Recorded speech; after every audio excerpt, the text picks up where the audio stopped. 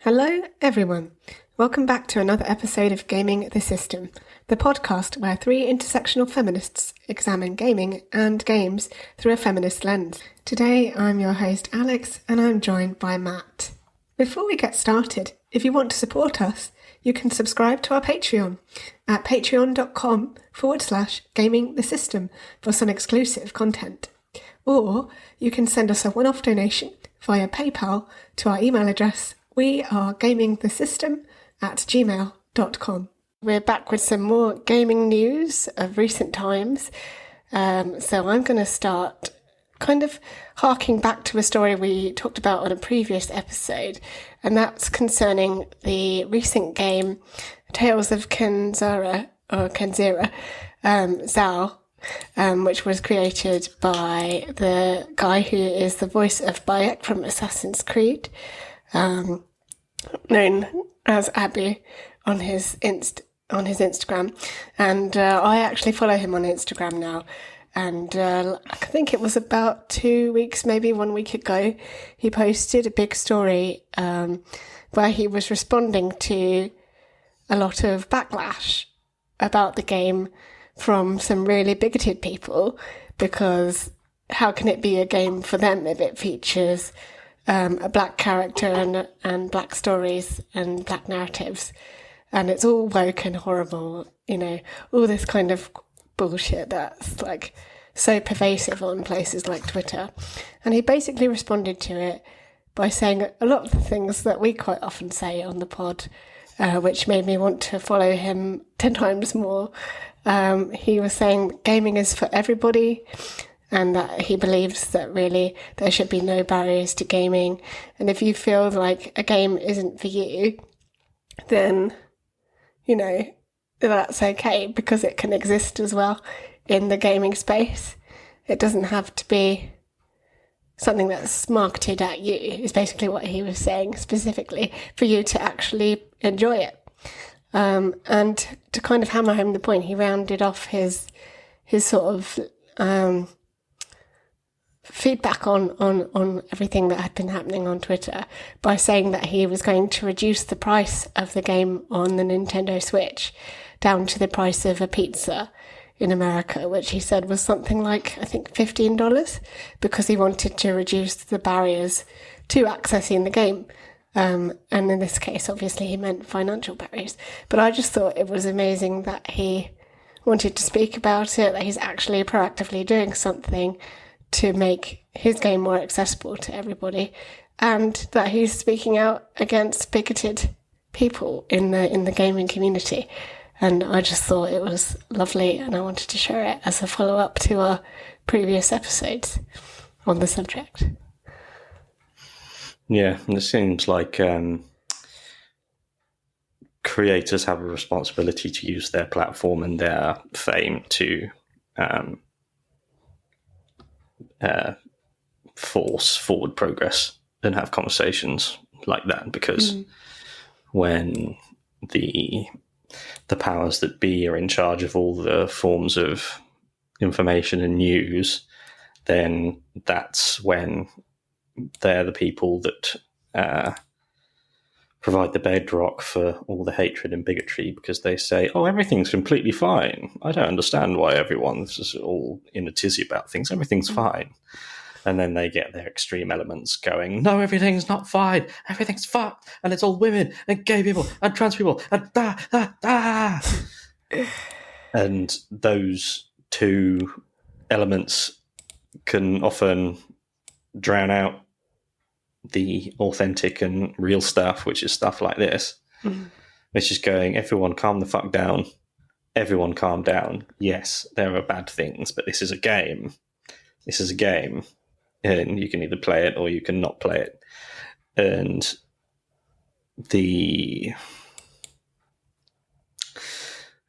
it's the level of hatred and bile that gets piled on is just, it's like a natural resource. If only you could harness it for power, because it's just a perpetual motion machine, really, of pointlessness. But yeah, I really recommend checking out his Instagram.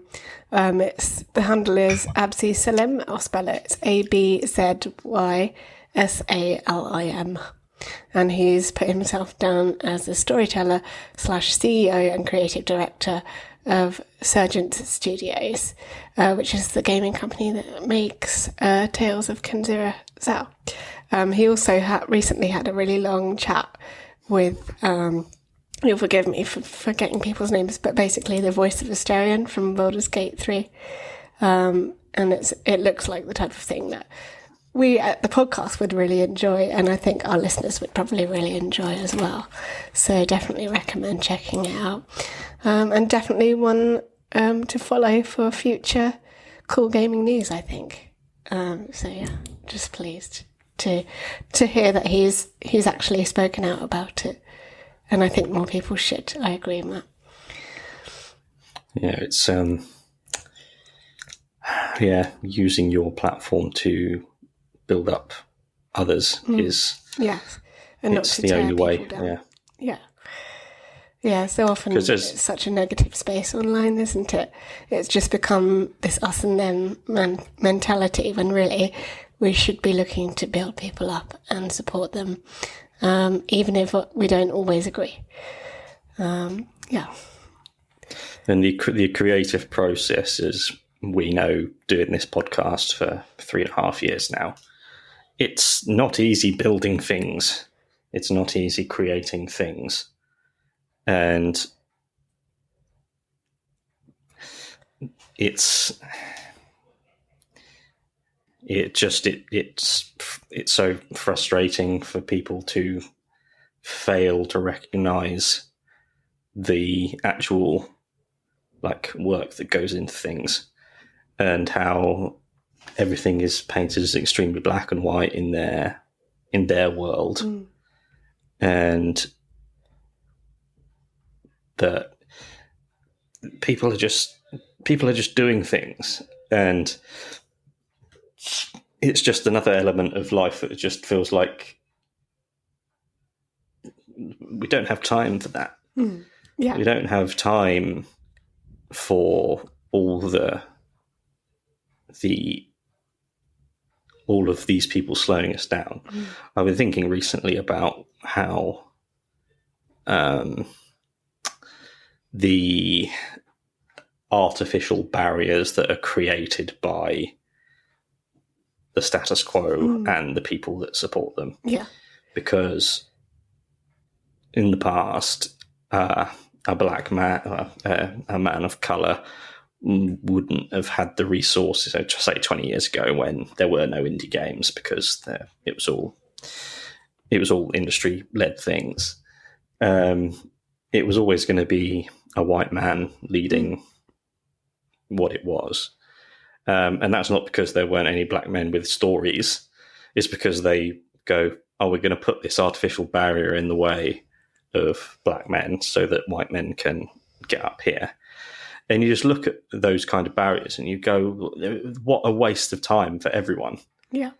You're focusing on, you should be focusing on making these games, and you're focusing on stopping other people from making games. And you go, we don't have time for that. We've got problems to solve. We've got things to do. And you're wasting everyone's time doing that, and then expand that out to business and politics. You go, the world's on fire. We don't have time for this. We don't have time to worry about trans women. We don't have time to worry about gay people. We don't have time for all of this. No. There's so much work to be done. Reminds me of the latest episode of Doctor Who. I don't know if you've been watching, Matt. Do you watch? Oh, it's good. Basically, the latest episode, Dot and Bubble, was all about the pitfalls of social media and the rich in society being above everybody else. And eventually it was revealed that the people the Doctor saves in the episode, bearing in mind the Doctor's being played by Cutie Gatwa, I think that's how you pronounce it. Or is it Shuti? I don't know. Forgive me for not knowing. But I think apparently he didn't know how it was pronounced for like most of his life and only learned it like recently. But anyway, he's awesome. If you have seen him in Sex Education, you'll know what I mean. But so he's playing the doctor, and by the end of the episode, saves all these horrible rich people who are not very grateful and quite callous people. And he's like, well, come with me and I can save your lives, because if you go out there, you're going to die. And in the end, they turn around and say, well, no, we can't travel with you. And then you realise you've been watching the whole episode, it's full of white people and there's no black people. And that's why they're so against travelling with him. And it was very cleverly written, and I will need to watch it again, because I'm ashamed to say I didn't pick up on it until that moment. But it just goes to show how conditioned we are in society to just accept what is quote-unquote normal, whether it be ethnicity, sexuality, gender, ability versus disability. And it becomes normalised because you don't see the diversity of people, of everyone, the way that everyone is, in the human race. And that again just shows how it's all about the people who are in control of showing us the world and the ways in which we process the world aren't as diverse as they should be. Really. Yeah, it's just it takes every single person like Abu and Pedro Pascal, and it's Pride Month, so this is and it's only recently I've only seen it in the last two years or so, the Pride flag with the trans colours on it, which it's been LGBT for fucking ages. Ever. Yeah, and the fact that it's LGBT for a reason, that that's one of the first, like, it's not LGB plus, meaning like, oh, these are the only like valid ones. It was LGBT, and then it went on, it grew out from there. And for some reason, well, we know why, it's because of patriarchy needing women to turn their anger away from cis men to trans women, to go, they're the problem. This tiny little minority with no power in bathrooms, they're the problem. Don't look at men as a whole. That's doing like that. And so having every single time you see that pride flag with the trans colours in it, it's so important, because you go, it's like pronouns. You go, someone sees that you've put your pronouns on things, they go, oh, thank God I'm safe here. Because by putting your pronouns on something, you're going, I recognise that there are multiple genders and there's non-binary, and you can be however you want to be around us. And then every single symbol that is plastered everywhere is so important, because all we can do is say these things as loudly and as often as possible, because that's what our opponents are doing. And they've got all the weight of institutions behind them, and all we have is numbers and enthusiasm. And so whenever someone like Abu does this, it's a revolutionary thing enough making a game. I have this, like, there are bad books, okay? There are billions of books, and there are countless books, countless authors, and it's growing. The amount is growing exponentially every day. But if I think that if you've finished writing a book, you're a good writer, because creating something and finishing it is a Herculean task, and then releasing it is another thing. So just the act of he doesn't get to just be a game designer, which is unfair. He seems to recognise that it's his responsibility to be a game designer and be an advocate for diversity in gaming and a more progressive world, which sucks that people have to do that, and that's where the artificial barriers come in. It's going, you're forcing people to take on a second job to deal with the arbitrary bullshit that is in their way. Exactly that. Yes. But that's a good news story. It is, yes, and I was glad to bring it to the pod, for sure. As soon as I saw it, I was like, right, I'm talking about that. So, what is your news to bring to the pod, Matt? So, have you heard of Harrison Butker? No, I haven't. So he's the Kansas City Chiefs, which is my football team. So basically, every team has a kicker who kicks. When they score a touchdown, there's a free kick for an extra point. Okay. And every team has one kicker. And Harrison Butker is the kicker for the Chiefs. And it's a very unusual position because it's literally like bringing in a golfer.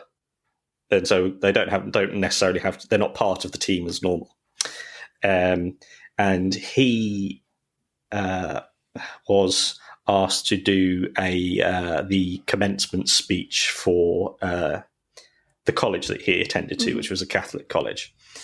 So he came in and gave a 20-minute speech. And it's been a little bit controversial. And so what I'd like to do is I've taken out some of the choice aspects of the speech, and I'm just going to go through them. Okay. So just jump in, interrupt me, go, what the fuck, at any point as I go through this, and we'll see. Okie dokie. As a group, we've witnessed firsthand how bad leaders who don't stay in their lane can have a negative impact on society. It's through this lens I want to take stock of how we got to where we are and where we want to go as citizens, and yes, as Catholics.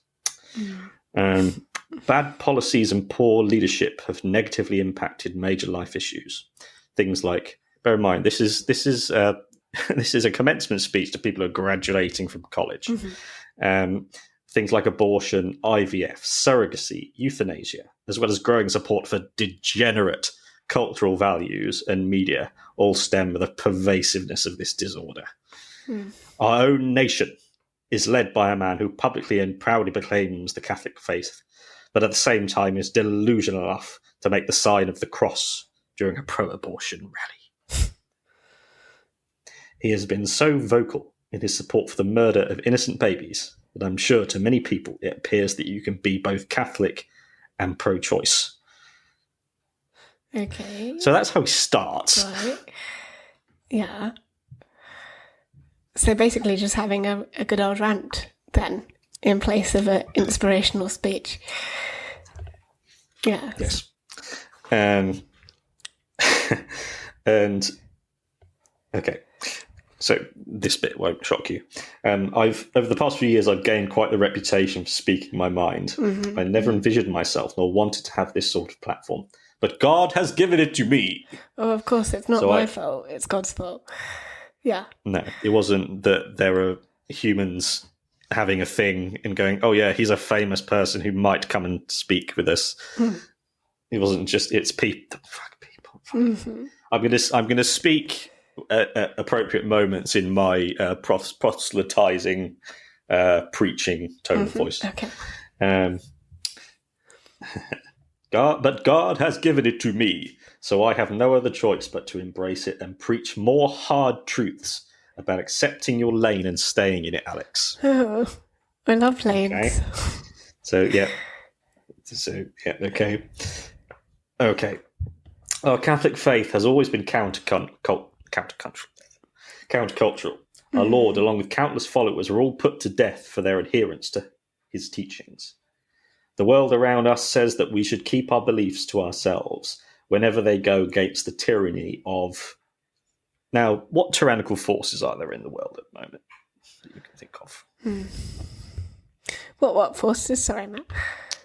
Forces of tyranny. Oh, wow. What tyrannical forces? Well, basically, anyone using power to kill other people, to kind of for power and monetary gain, for control. That's very broad strokes, but basically that. Yeah. Governments, corruption, war. Yeah. Famine. everything. But to him, the biggest diversity, equity, and inclusion. Okay. Yeah, because that's a threat to everybody, sure. It's tyranny. It's tyranny. Tragically, so many priests revolve much of their happiness from the adulation they receive from their parishioners. This undue familiarity will prove to be problematic every time because, as my teammate's girlfriend says, familiarity breeds contempt. Now, I think that is something that Taylor Swift has said. Yeah. Because it's Travis Kelce, who is his teammate, that is dating Taylor Swift. So presumably that's his idea of a joke, calling Taylor Swift her teammate's girlfriend. Because she's a billionaire. Yeah. She probably has more money than 90% of the Chiefs team combined. Okie dokie. I am certain the reporters at the Associated Press could not have imagined that their attempt to rebuke and embarrass places and people like those here wouldn't have been met with anger but with interest. Okay. I haven't. So originally we planned to do this a few weeks ago, so I've forgotten a lot of stuff that's in this speech. They thought those ideas wouldn't have been met with anger, but instead met with excitement and pride. Not the deadly sin sort of pride that has an entire month dedicated to it. Happy Pride Month, by the way. But the true God-centered pride that is cooperating with the Holy Ghost to glorify him. Okay. So, he's just going on a weird tangential rant about how religion is great and everyone else is sinful and needs to die, basically. And that they don't deserve anything nice because they're sinful. Yes. Again, broad strokes, but yeah. It's such a wild thing that I talked about briefly in one of our recent episodes. I can't remember which one. But no one is more confident and ride or die than people like this. I know. And the wrong kind of people. Yeah. Because I'm motivated and I care about things, but I don't have I couldn't stand up. So when we do our live show, I couldn't stand up and say confidently things that I believe in this way, in going, this is the only way. This is it. There's no other way. And it's just wild that people indoctrinated into places, they are so completely confident in what they're doing. Yeah. And it's just, again, it's like a natural resource. Why can't we, if we could harness this power for good? But the problem is, once you're indoctrinated to something, it's almost impossible to unbrainwash someone. Yeah. And it's just really, I just find, I mean, I might have talked about it previously on the pod, but I find religion, particular aspects of Christian religion, to be incredibly hypocritical. When you think about like the kind of message it's trying to give out, like on one side, and then on the other side it's like, but actually you can't be any of these things because that's sinful, and you need to be fixed because you're broken. It's not a very kind ethos, is it really? And it's all very performative, and it's really just hateful, a lot of it, or at least that's my experience. But again, I'm not saying that everyone who is religious is wrong or hateful, but some of its principles are, like you say, indoctrinating people to view the world in this very closed-minded way. And I don't think it's good. I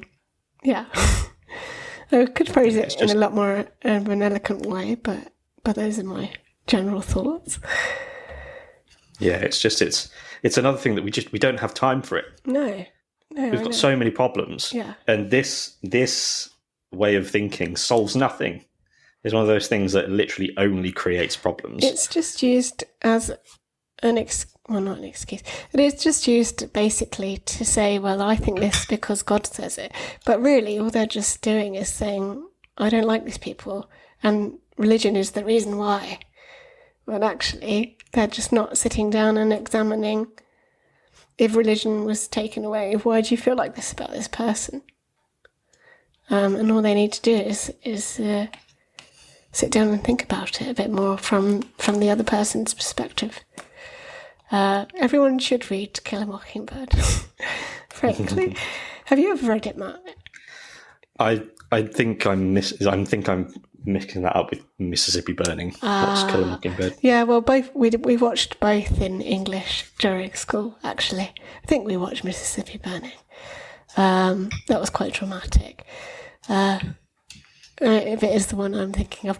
But To Kill a Mockingbird, I recommend everyone should watch the film with Gregory Peck or read the book, because it's very good and it teaches you about viewing things from other people's perspectives, and not just about racism either, from all sorts of different angles.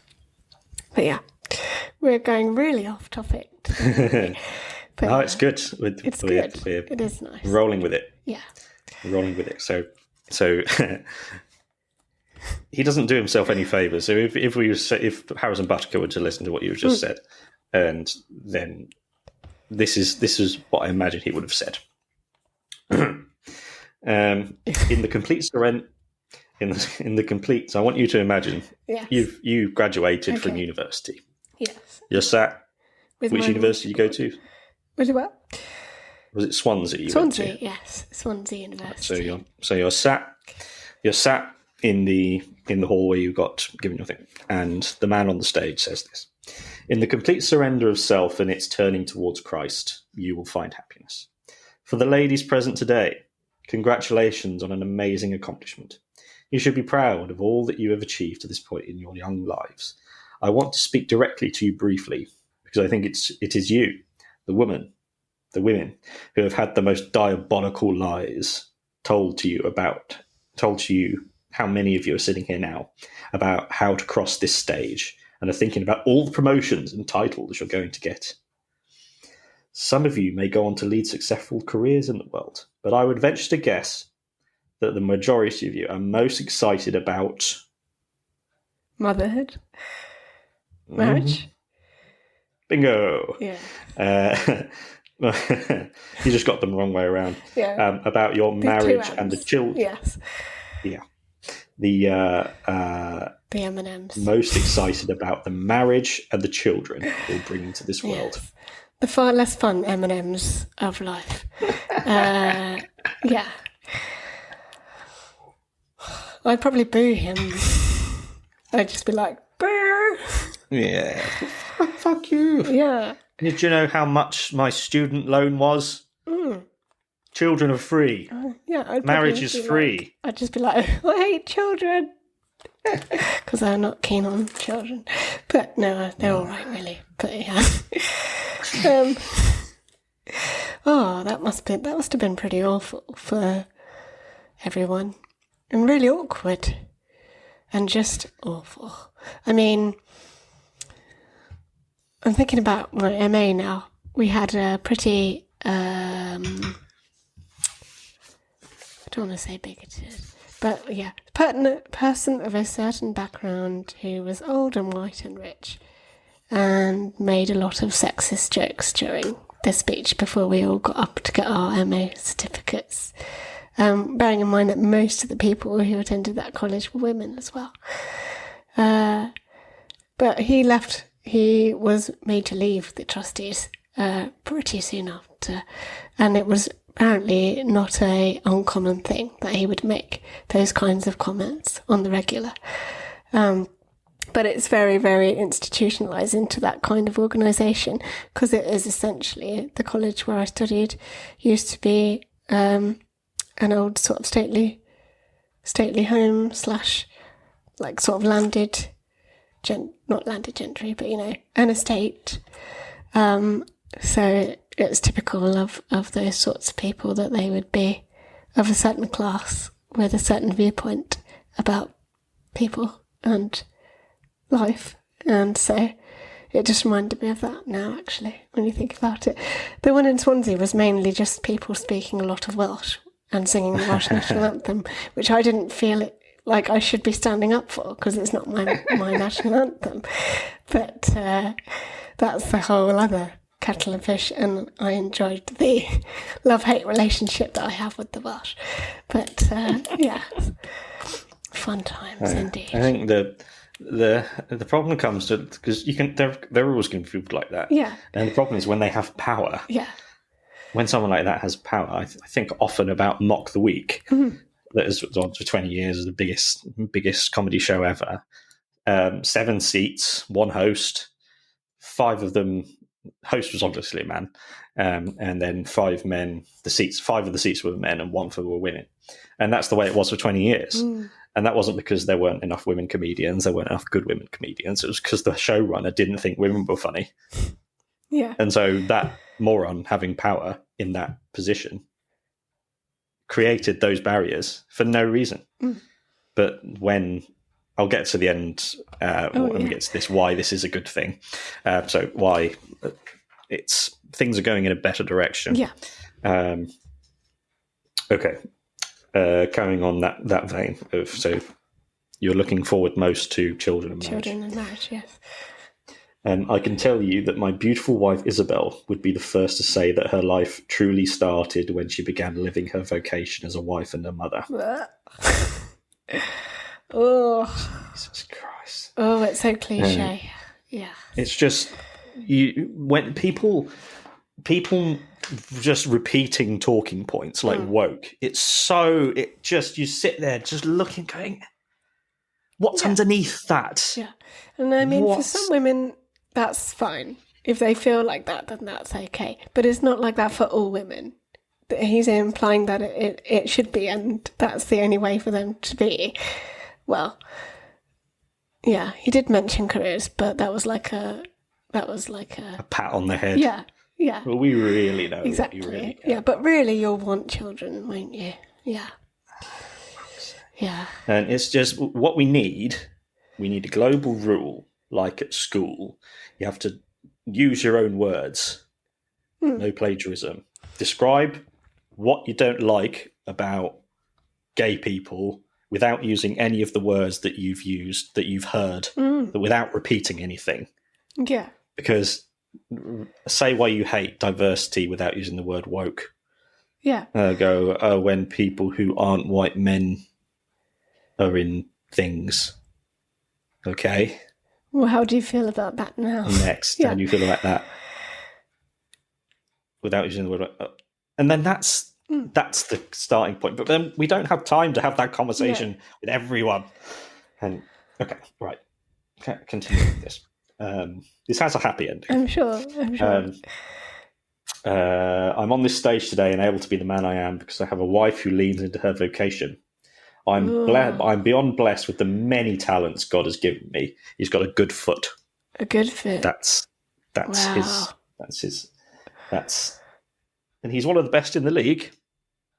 But saying the problem with people who say the Lord and God in every other sentence, I hate them the most, because it's not about God, it's about narcissism. It's me and God have this personal relationship. Holier than thou, isn't it? Holier than thou. All of my success is made possible because a girl I met in band class back in middle school would convert to the faith. I bet she rolls her eyes a lot. I bet she said that vocation thing sarcastically, and maybe he just didn't get it.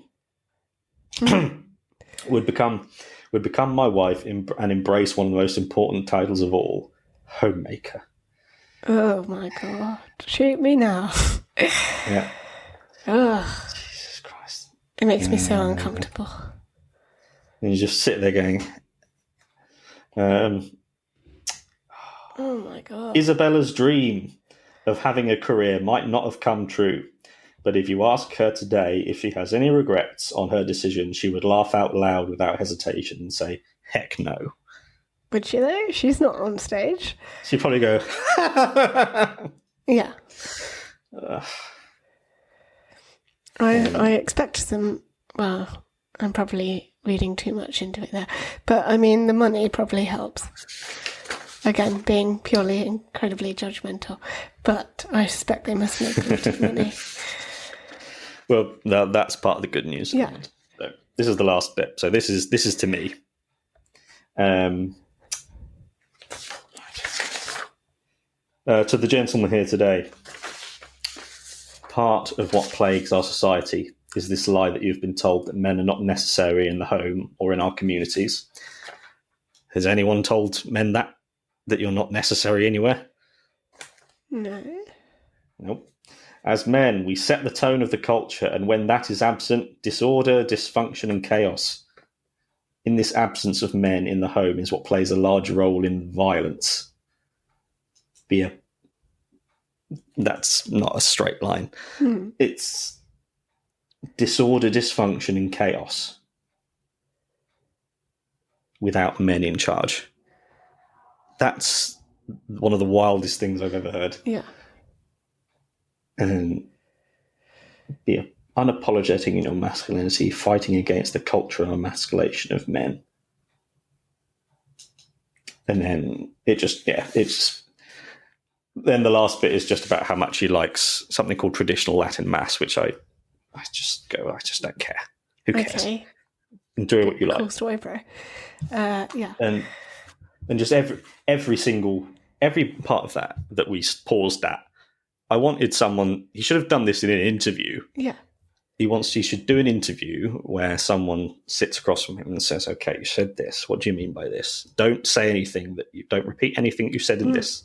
Say why there's going to be disorder so you say if men aren't present, then there's disorder, dysfunction. What does that mean? It means when women are in charge that everything falls to shit. Say that. Yeah. And then we can deal with that. So, right. We'll bring this to a close. Yeah. With the fact that Harrison Butker is one of the best kickers in the league. On the Kansas City Chiefs, he makes $5 million a year, which is good money. Yeah. But the quarterback of the Chiefs, the most important player on each team, he did at a similar time of this. He did a speech saying that women's sport is awesome. We need to invest in it more. Good. It's not that it's only just gotten awesome. And him and his wife are co-owners in, I think it's a women's NBA team. So he comes up and just says, yeah, women are awesome. Women's sports are awesome. We're supporting them. That's great. And he makes $50 million a year. Yeah. So that's so encouraging. Yeah. That is encouraging. You go, he's one of the best kickers in the league, but we've got Patrick Mahomes, so it's a happy story. And then in response, a ton of the people from the college were just like, "Yeah, that doesn't represent us at all. Just ignore him." Yeah, it was a mistake doing that. Yeah. Any final thoughts? Probably should have a more secure vetting process for speech makers at that college, I think. Give them auditions and see how they go. I'd probably watch that. I mean, if it was as hilarious as this one would be like, college speech auditions. It's my new reality TV program. How exciting. Coming soon to a podcast near you. Cool. Shall we bring it to a close then? Let's. Thank you, Matt. And we have been talking about gaming news, and we'll be back again with another episode every Thursday. As Matt has mentioned, our live show's coming up. That's on the 15th of June, not long to go in Chichester, in West Sussex in the south of England for the Chichester Fringe. If you're local to the area, or if you're not and you really would like to come and see us live, do come along, and you can look up tickets on the Chichester Fringe website. And we look forward to seeing you there. Thanks very much, and we'll see you again soon. Bye. Bye-bye. We hope you enjoyed that episode of Gaming the System. If you want to support us, you can donate to us through our PayPal by sending it to wearegamingthesystem@gmail.com if you want to send us a one-off donation. If you want to donate to us monthly, you can subscribe to our Patreon at patreon.com/gamingthesystem. Until next time, bye-bye.